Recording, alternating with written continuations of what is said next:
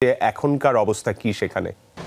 এমদাদ, কার্যক্রম কিন্তু চলমান রয়েছে এবং আমরা এসে দেখেছিলাম যে কিছু সময়ের জন্য একটা বিরতি চলছিল।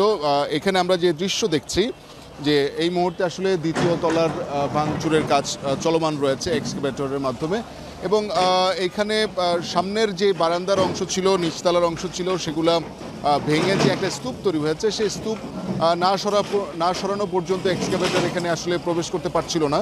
তো সে অংশটুকু সরিয়ে এক্সকাভেটরের জায়গা তৈরি করে আসলে এখানে পরবর্তীতে দ্বিতীয় তলা ভাঙার কাজ আবার শুরু হয়েছে সকাল 7টার কিছু আগে থেকে। এবং বলতে হবে যে এখানে যেই ছাদের অংশটি, সেই অংশটি এই মুহূর্তে ছাদের কার্নিশের অংশ, সেটি ভাঙা হচ্ছে। এখানে উপস্থিত যেই মানুষজন রয়েছেন তাদের সাথে কথা হচ্ছিল, তারা কিন্তু এখানে সারা রাত ধরে অনেকে অপেক্ষায় মানছিলেন এবং পুরো এই ধানমন্ডি 32 নম্বরের যে ভবন, সেই ভবনটি ভাঙার যে প্রক্রিয়া, সেই প্রক্রিয়া অনেকেই সারা রাত ধরে দেখেছেন, অনেকে উপভোগ করেছেন। এবং কিছুক্ষণ পরপর যখন আমরা দেখি যে বড় কোনো একটা দেয়াল ভেঙে পড়ছে অথবা বড় কোনো একটা অংশ খসে পড়ছে, তখনই সমস্বরে সকলে চিৎকার করছেন, আনন্দের বহিঃপ্রকাশ তারা কিন্তু জানাচ্ছেন। এবং বলতে হবে যে এই কাজ শুরু হয়েছে রাত 9টার কিছু পর থেকে এবং ভাঙার যে এই 32 নম্বরের যে ভবন, সেই ভবন ভাঙার কাজ আনুষ্ঠানিকভাবে যদি ক্ষণ গণনা করতে হয়, সেটি 11:30 বা 12টার সময় থেকে শুরু হয়েছে এবং সেটি কিছুক্ষণ পরপর গ্যাপ দেওয়া হয়েছে বা থামানো হয়েছে, তারপরে আবার নতুন উদ্যমে শুরু করা হয়েছে। তো এই প্রক্রিয়া আসলে যেই পরিস্থিতি আমরা দেখছি বা যতটুকু সময় এখানে ক্ষেপণ হচ্ছে, তাতে মনে হচ্ছে যে দুপুর গড়িয়ে বিকেল হয়ে যাওয়ার মতো একটা পরিবেশ হয়তোবা। এখানে শুধু যে ভাঙচুরের বিষয় তা নয়, এখানে যেই জঞ্জালটা সৃষ্টি হচ্ছে সেটা আসলে না সরাতে পারলে এক্সকাভেটরের মাধ্যমে আসলে পুরো ভেতর পর্যন্ত ভবন ভাঙার যে প্রক্রিয়া, সেটি আসলে একটু সময় সাপেক্ষ হয়ে যাবে।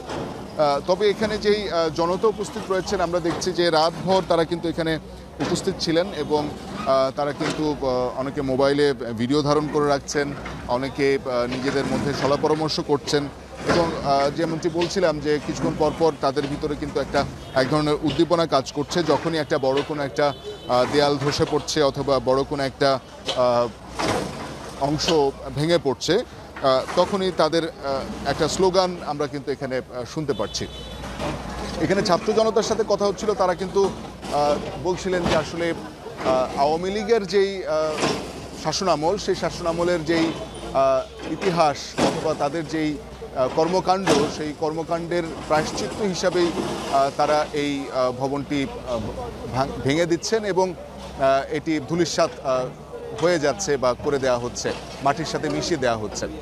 স্বাভাবিকভাবে এখানে যে কয়জনের সাথে কথা হয়েছে আমার, তারা কিন্তু সকলেই বলছিলেন যে এমন একটি কর্মকাণ্ড কিন্তু ইতিহাসের যেই পরিক্রমা, সেই পরিক্রমায় বড় একটি দাগ হয়ে থাকবে। এবং ছাত্র জনতা বলছিলেন যে এটি সাধারণ মানুষের যে ক্ষোভের জায়গা এবং ছাত্র জনতার যে ক্ষোভের জায়গা, 24-এর যে গণ অভ্যুত্থানের যে মূল মন্ত্র, সেই মন্ত্রের সাথে এটি সামঞ্জস্য এবং সেই মন্ত্র থেকেই আসলে এটিকে নিঃসন্দেহ দেওয়া হচ্ছে।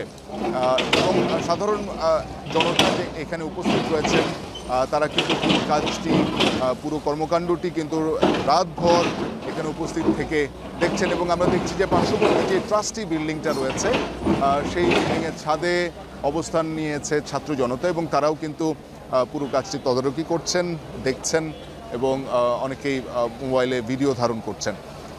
এক্সকাভেটর রাত 9টার আগেই কিন্তু এই ধানমন্ডি 32-এর যেই ভবন, সেই ভবনে এসে উপস্থিত হয় এবং সেখানে কিন্তু তার আগে থেকেই ছাত্র জনতাকে আমরা দেখেছি যে তারা প্রবেশ করেছিল এবং সেখান থেকে তারা নিজেরাই কিন্তু ভাঙচুরের শুরু করে, সেখান থেকে ছোট ছোট ব্যক্তি পর্যায়ে। এবং পরবর্তীতে রাত 12টার কিছু আগে থেকে কিন্তু এক্সকাভেটরের মাধ্যমে ভাঙচুর শুরু হয়। এমদাদ।